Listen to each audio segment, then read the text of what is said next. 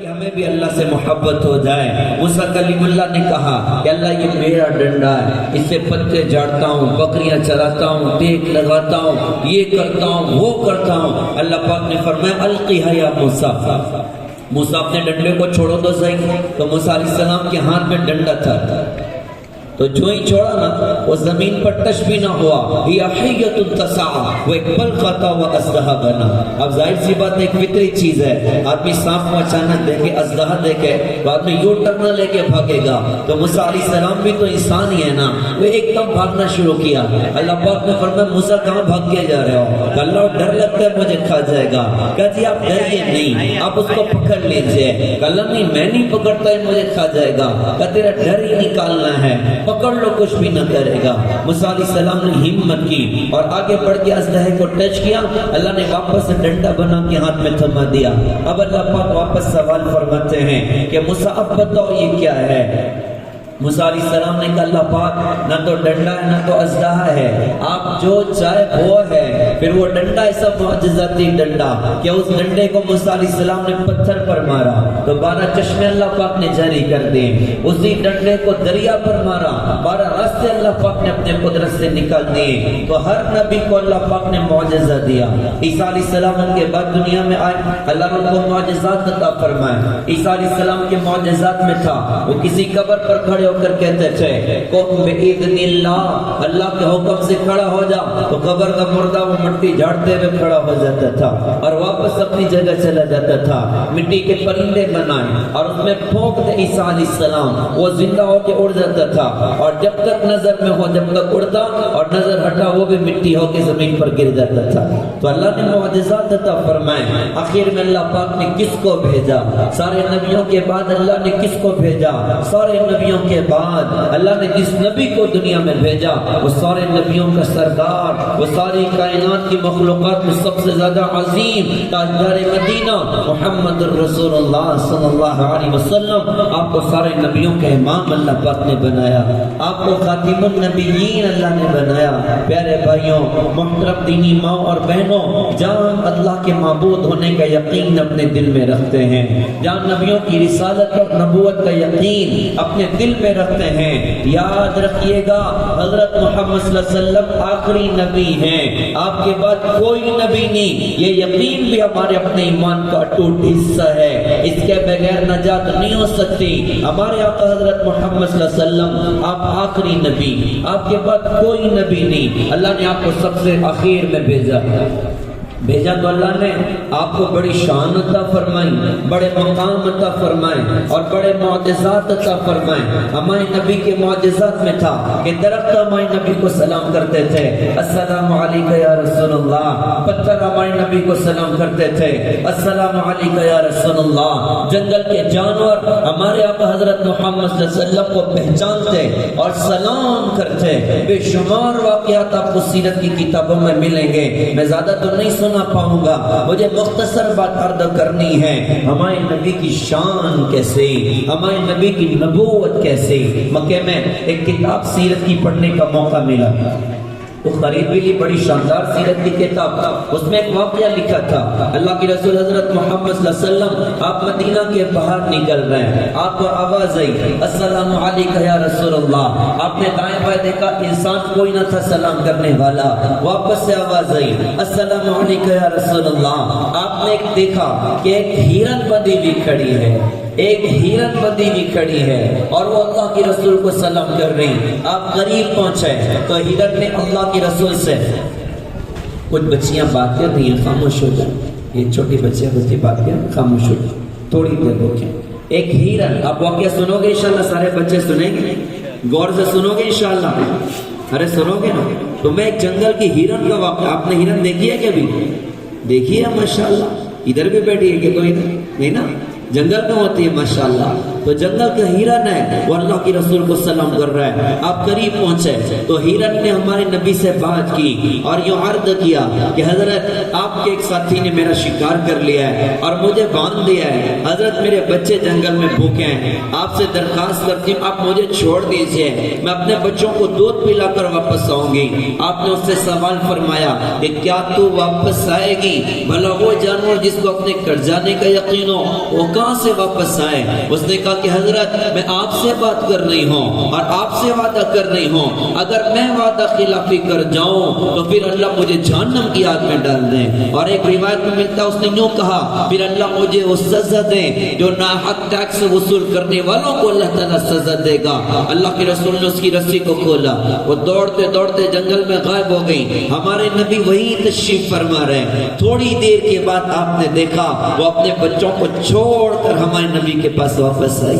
ہم قربان جائیں، کیا شان اللہ نے ہمارے نبی کو عطا فرمائی کہ جنگل کا جانور ہے، ہمارے نبی سے کیے ہوئے بات اور وعدے پر اپنی جان قربان کرنے کے لیے تیار ہے۔ آج کا ایمان والا سود نہیں چھوڑ رہا ہے، آج کا ایمان والا جھوٹ نہیں چھوڑ رہا ہے، آج کا ایمان والا نماز نہیں پڑھ رہا ہے، آج کا ایمان والا ماں باپ کی خدمت نہیں کر رہا ہے، آج کا ایمان والا اپنی بہنوں کا حق نہیں ادا کر رہا ہے، آج کا ایمان والا حضور کی سنتوں کو زندگی میں جگہ نہیں دے رہا ہے۔ وہ تو جان قربان کرنے کے لیے حاضر خدمت ہے۔ درد کی بات عرض کرتا ہوں، ہماری نیک مائیں اور بہنیں ماشاءاللہ بیٹھی ہوئی ہیں، میں درد سے یہ بات عرض کر رہا ہوں، وہ تو جنگل کا جانور ہے، وہ جان قربان کرنے کے لیے حاضر خدمت ہوا، لیکن آج کی مسلمان بیٹی پردہ کرنے کے لیے تیار نہیں ہو رہی ہے، وہ تو جان قربان کرنے کے لیے تیار۔ خیر ہمارے نبی نے اس کی رسی کو لیا، اس کو باندھ دیا اور وہیں تشریف فرما رہے۔ اتنے میں وہ صحابی آ گئے جنہوں نے ہرن کا شکار کیا تھا، انہوں نے دیکھا کہ اللہ کی رسول ادھر تشریف فرما ہے۔ کہا کہ حضرت آپ کیا کرتے ہو؟ آپ نے فرمایا میں تجھ سے ایک ریکویسٹ کرنا چاہتا ہوں۔ انہوں نے کہا حضرت آپ ریکویسٹ کی کیا بات کرتے ہو؟ آپ حکم فرماؤ۔ آپ نے فرمایا بھائی یہ ہرن مجھے بیچ دو، میں یہ خریدنا چاہتا ہوں۔ انہوں نے کہا حضرت آپ پیسوں کی کیا بات کرتے ہو؟ آپ پر تو جان قربان کر سکتا ہوں، ہرن کیا چیز ہے، آپ گفٹ میں قبول کر لیجئے، آپ گفٹ میں قبول کر لیجئے۔ انہوں نے حضرت کے حوالے کیا، ہمارے نبی نے اس کی رسی کو کھولا اور اس ہرن سے فرمایا کہ جا اپنے بچوں کے پاس چلی جا۔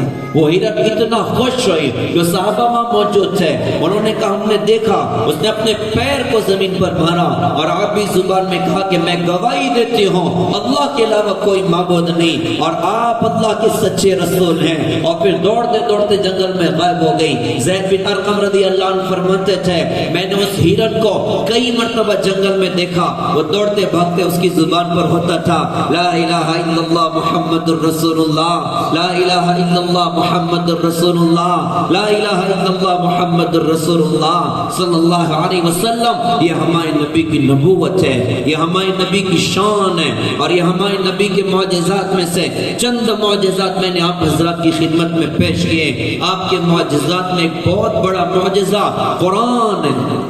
یہ قرآن کتنا بڑا معجزہ، 1450 سال پہلے اللہ پاک نے قرآن کو اپنی دھرتی پر اتارا، 1450 سال گزر گئے، آج تک کوئی اللہ کے کلام کو بدل نہ سکا۔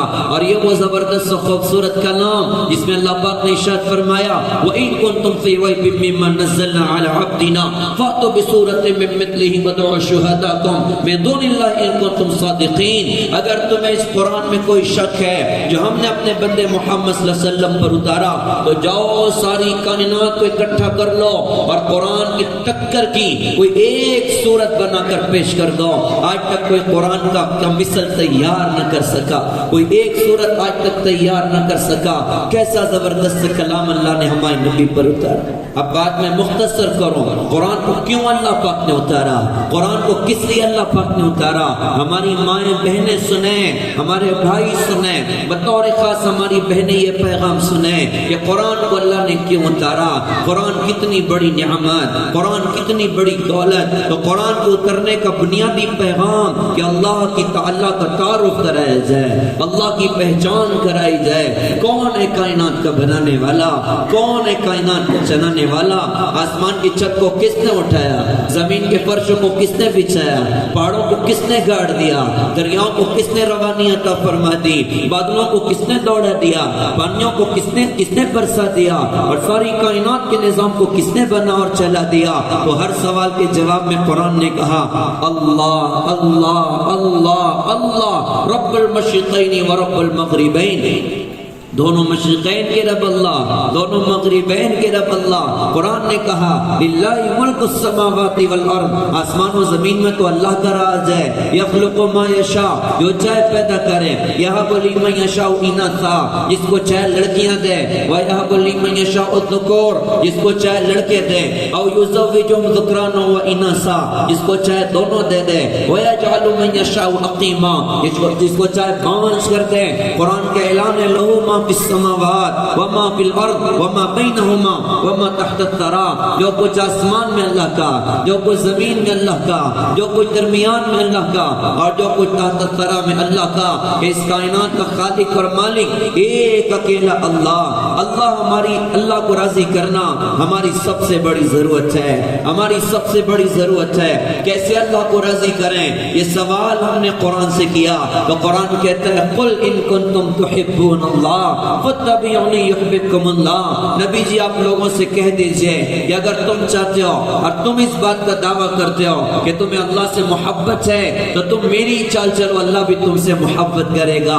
جس کو شاعر نے یوں کہا تھا کہ محمد سے وفا تو نے تو ہم تیرے ہیں، یہ جہاں چیز ہے کیا لوح و قلم تیرے ہیں، سب کچھ ہمارا بن جائے۔ اس کا راستہ جناب محمد الرسول اللہ صلی اللہ علیہ وسلم کی خوبصورت زندگی ہے۔ اب آپ کی زندگی کیا، ہمارے نبی نے ہم کو کیا سکھایا جس کو ہمیں اپنی زندگی میں داخل کرنا؟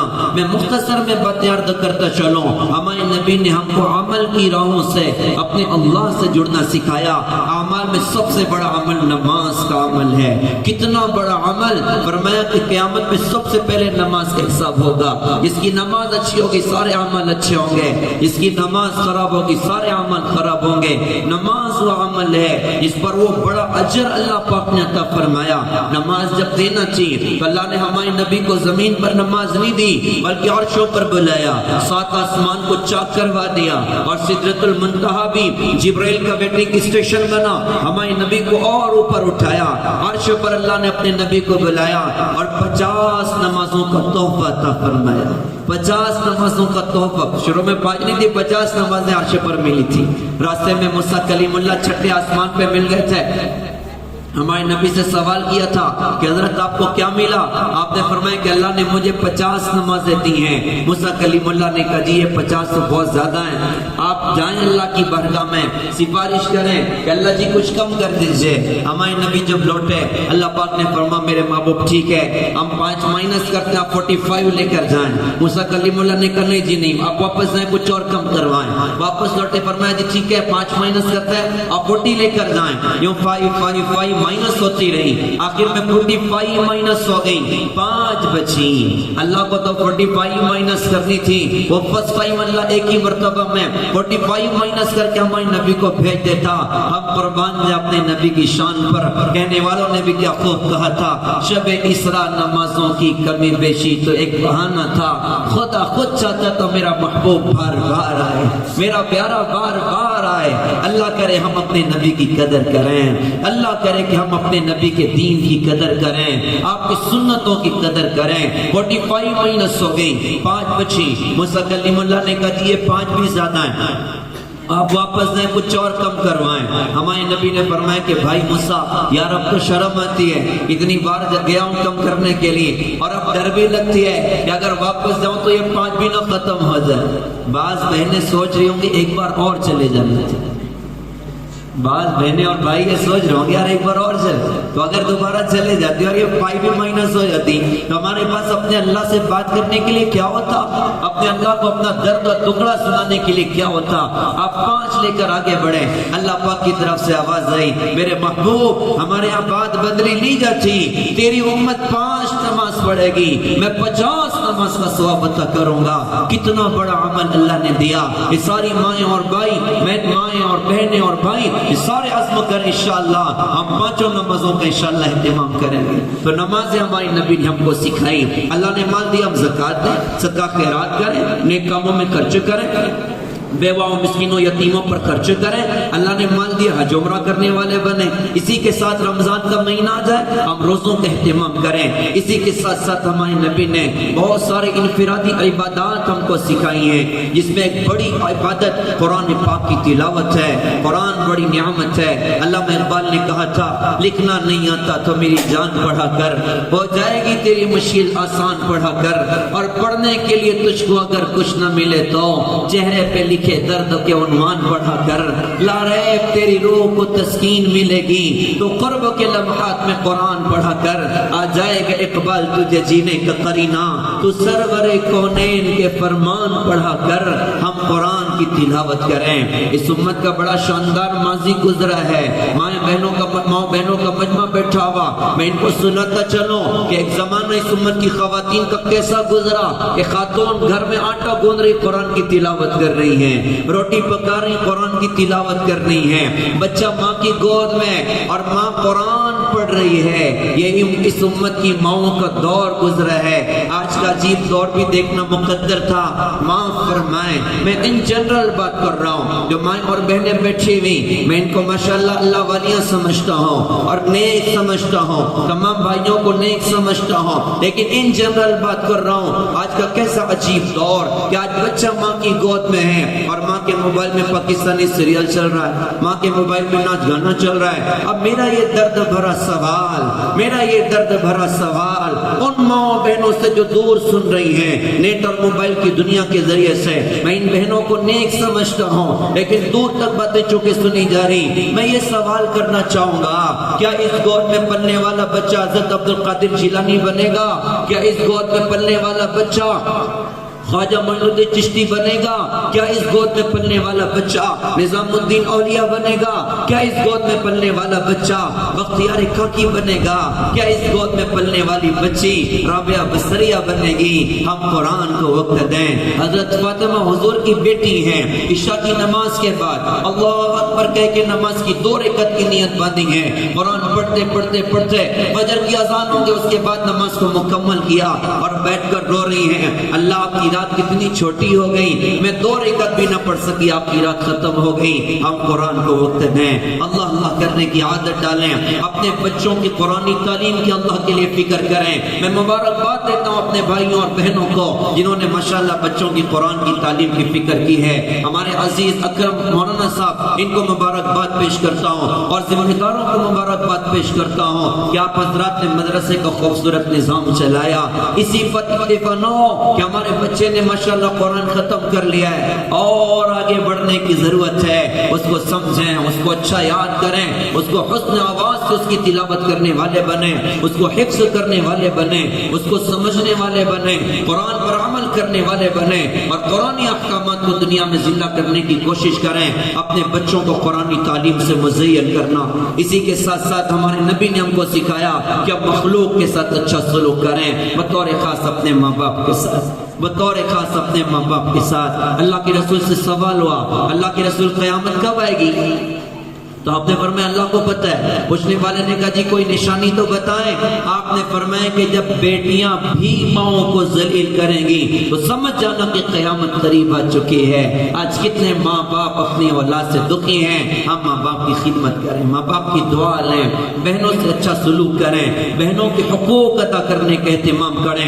ہمارا سلوک پڑوسیوں کے ساتھ اچھا ہونا چاہیے, رشتہ داروں کے ساتھ اچھا ہونا چاہیے. ہماری ماں بہنوں کا مجمع, میں یہ بات کہتا چلوں, آپ ساس ہو تو بہو کے لیے رحمت بن جاؤ, بہو ہو تو ساس کے لیے رحمت بن جاؤ, نند ہو تو بھابھی کے لیے رحمت بن جاؤ, بھابھی نند کے لیے رحمت بن جائیں. ہم کسی کے گلے کی ہڈی نہ بنیں, آنکھ کا کانٹا نہ بنیں, بلند اخلاق والے بنیں. بلند اخلاق دنیا میں بھی عزت ہے اور آخرت میں بھی عزت ہے. کہنے والے نے کہا تھا بلند اپنے اخلاق کرتا چلا جا, زمانے کے دل میں اترتا چلا جا, بدی اور بدلے کی آلودگی سے تو اپنا دامن بچاتا چلا جا. ادھر زخم پہ زخم کھاتا چلا جا، ادھر سارے عالم پہ چھاتا چلا جا، اور دنیا تجھ کو یاد کر کر کے روئے گی، اور تو دنیا سے مسکراتا چلا جا۔ ہم نبی والے اخلاق اپنے اندر پیدا کریں، یہ قرآنی تعلیمات انشاءاللہ اس پر عمل کریں گے، اللہ دنیا میں بھی نوازے گا، اللہ آخرت میں بھی نوازے گا۔ مرنا قریب ہے، کب کس کو جانا کوئی نہیں بتا سکتا، گزرتے لمحوں کی ہر ایک چاپ سے میں ڈرتا ہوں، نہ جانے کون سا لمحہ اداس کر جائے۔ انشاءاللہ دین والی زندگی گزاریں گے، نبی کی اتباع والی زندگی گزاریں گے، اللہ دنیا میں بھی نوازے گا، اللہ آخرت میں بھی نوازے گا، اور بڑے درجات آخرت میں اللہ تعالیٰ مقدر کرے گا۔